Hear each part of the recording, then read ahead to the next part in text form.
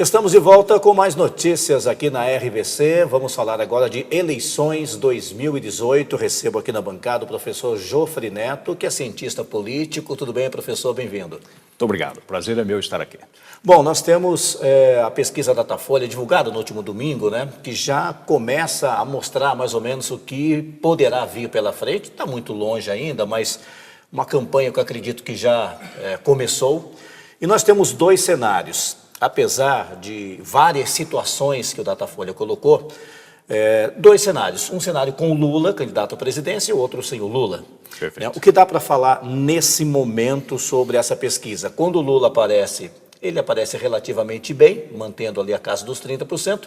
Quando ele está fora, a situação fica bem equilibrada. Vamos falar dos dois casos. Nós temos um dado que o Datafolha não mostrou ainda, deve mostrar, que é o que pesa muito em pesquisa, que é a resposta espontânea, né? Esses dados aí são quando mostra o nome dos candidatos. Na espontânea, na realidade, a última pesquisa de dezembro mostrava que o eleitor tem dois nomes na cabeça mais ou menos definidos. Em primeiro lugar, o ex-presidente Lula e, em segundo lugar, Bolsonaro. Lula espontaneamente 17%, Bolsonaro com 11%, ou até um pouco mais para o Lula, se não me falha a memória. Bem, e, de certa forma, isso se reproduz agora, não é? Quando a gente vê o primeiro cenário, ex-presidente Lula presente, Bolsonaro continua com as intenções de voto em torno de 16%, o presidente Lula caiu um pouco, apesar de preso, mantém-se na liderança com 31%. Não é? Quando você fala em essa que não é espontânea, essa é estimulada. Essa é estimulada, isso. Mostra para o eleitor quais são os nomes, é isso? Isso. Tecnicamente, o entrevistador mostra um disco, não é? Com os nomes dos candidatos prováveis que estão sendo investigados ali. E a espontânea pergunta em quem você vai votar. Isso, em quem você votaria para presidente. Né? A imensa maioria não tem ninguém, né? Mas em torno de 17% estava na última pesquisa presidente Lula, ex-presidente Lula, e 9% ou 11% Bolsonaro. Agora, o PT está acertando em manter o presidente Lula, o ex-presidente, como candidato, mesmo preso, chegando a atingir a marca dos 31% na estimulada? Na realidade, o PT fica totalmente dependente do ex-presidente Lula, né? É o grande nome, né? Está apostando na possibilidade de reversão da prisão. Existe uma chance, ainda que remota, mas existe essa possibilidade. É interessante observar que a repercussão internacional disso. Hoje, por exemplo, as manchetes do Jornal de Portugal eram que não que o Lula teve um declínio de 37% para 31%, mas sim que o ex-presidente Lula continua à frente mesmo preso, né? Então essa é o que chama atenção, a uma comoção em nível internacional até, e o PT aposta nisso. Aparentemente está na estratégia certa. Até porque os nomes que o PT acaba colocando, pelo menos que a pesquisa colocou, né, substituindo Lula no partido, os nomes não decolam. Não decolam. Jacques Wagner e o Haddad. Né? O Haddad um pouquinho melhor e o Jacques Wagner com intenção de voto bem pequena. Agora, transferência de votos que não seja para o PT. Ciro Gomes, Marina, correndo por fora, esses seriam beneficiados com o Lula fora da eleição, e mais, né? Tem o PSOL, tem a Manuela Dávila, todo mundo ainda tentando pegar alguma coisa. O surpreendente é isso, quando você retira o presidente Lula do cenário, as pessoas imaginavam até que aí o Bolsonaro seria beneficiado. Não, ele fica no mesmo patamar de 15 para 16, 16 e 15, fica ali no mesmo patamar. Quem se beneficia é a ex-candidata Marina, a ex-ministra, né? E os votos brancos e nulos sobem exponencialmente. São 23%. 23%. Né? É um número espantoso. Sim, é um quarto do eleitorado que não sabe para onde ir, né? Então tá certo, nós estamos a 6 meses das eleições, e se nós considerarmos as classificações clássicas de esquerda, direita e centro, né? A esquerda tem o presidente Lula, a extrema-direita Bolsonaro, com discurso extremamente radical e que assusta um pouco uma grande parcela da população, mas tem um público fiel.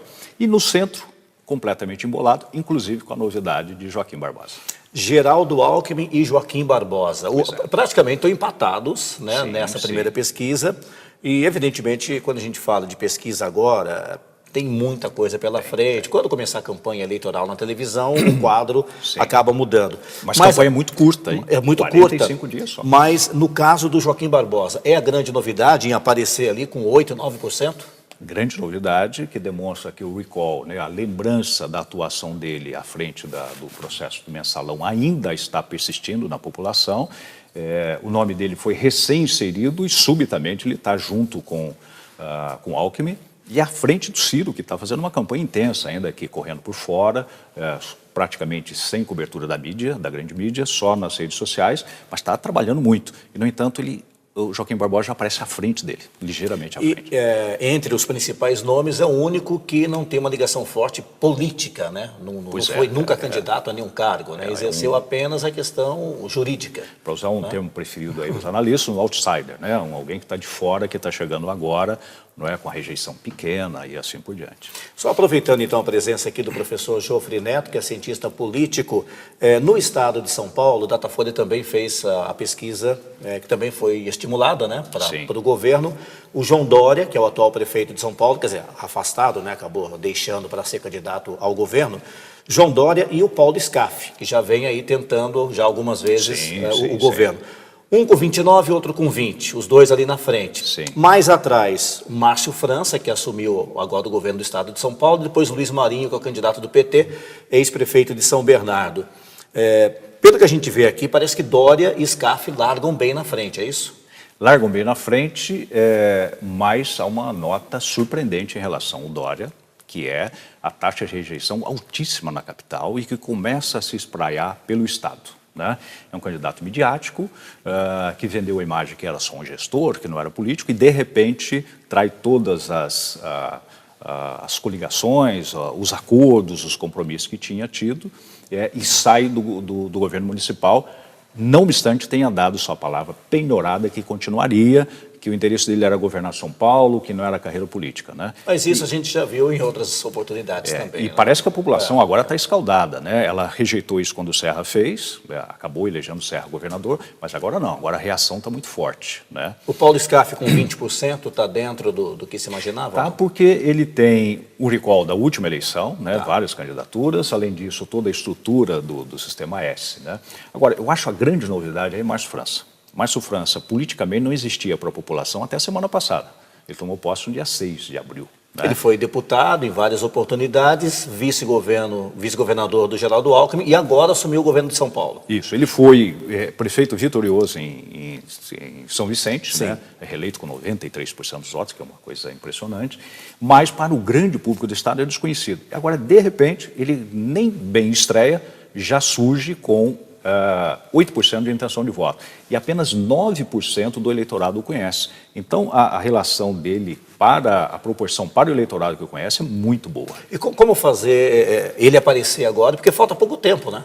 Pois é. Ele está... Se a gente pegar as pesquisas de bastidores, que o jornal não mostrou aí, ele tem, entre os prefeitos, um trabalho que ele faz há anos nas secretarias que ele ocupou, 44% dos prefeitos já declararam voto para ele, inclusive prefeitos do PSDB, de cidades chaves como aqui Taubaté. Né? O prefeito Ortiz Júnior, em franco confronto até com a candidatura Dória, declarou que apoia Márcio França. Tá? Agora, com a sua experiência, quando que a gente deve ter mais ou menos uma coisa mais clara, mais concreta? Os números, de repente, poderão mudar a partir de quando? O que vai mudar mesmo, vai fazer toda a diferença a partir do momento que aparecer a televisão. Né? Isso não é dito, mas o principal capital político hoje no Brasil, por conta do nosso sistema eleitoral, é o tempo de TV. Tá? E aí vai acontecer, no caso de São Paulo, por exemplo, você vai ter, depois eu parto para o nacional. No caso de São Paulo, nós vamos ter agora o efeito inverso do que aconteceu com o Dória. O Dória começou com 5%, e ganha no primeiro turno com 53%. Por quê? Porque o próprio Márcio França e o governador Alckmin fizeram um arranjo tal de partidos que 13 partidos o apoiaram e ele então salta com o tema televisão que lhe permite suplantar Haddad, Erundina e Marta Suplicy, todos 3 ex-prefeitos. Bem, agora acontece o contrário, Márcio França já está com 13 partidos, né? E o efeito deve ser o contrário. E Dória vai ter o seu tempo comprimido. No nível nacional, o que deve ocorrer com Bolsonaro? Bolsonaro não tem tempo de televisão. Com a quantidade de deputados que ele tem hoje, ele vai ter escassos segundos por semana. E teve quase ameaçada, ou esteve ameaçado mesmo, a possibilidade dele participar de debates. Então, sem TV, a candidatura Bolsonaro deve desinflar, deve se desidratar. E aí, nesse caso, as redes sociais devem ser o ponto forte para muitos candidatos, né? Sim, as redes sociais estão num crescimento exponencial. Conversávamos agora há pouco com outros analistas políticos, está num crescimento exponencial, mas ainda não chega a ser decisivo. Hoje está em torno de 16% do eleitorado. É suficiente para mudar quando você está muito próximo, mas não é o caso do Bolsonaro. Não por acaso, ele tem aproximadamente 15% a 16% do eleitorado, que é quem acessa a internet. Televisão faz a diferença. Vai fazer totalmente a diferença. Muito bem. Obrigado, professor Geoffrey Neto, pela participação com a gente. Campanha vem por aí. Aliás, já começou, né? É uma pré-campanha, mas a gente sabe que Para os as políticos coisas já começou. já começaram. A gente vai voltar a falar em outras oportunidades. Será um prazer, estou sempre às ordens. Muito obrigado. Bom, nós estamos encerrando essa edição do Mais Notícias. Nos acompanhe também no site redervc.com.br. Tem o nosso e-mail, contato@redervc.com.br. Estamos nas redes sociais. Obrigado por nos acompanhar mais uma vez. Deus abençoe e até mais.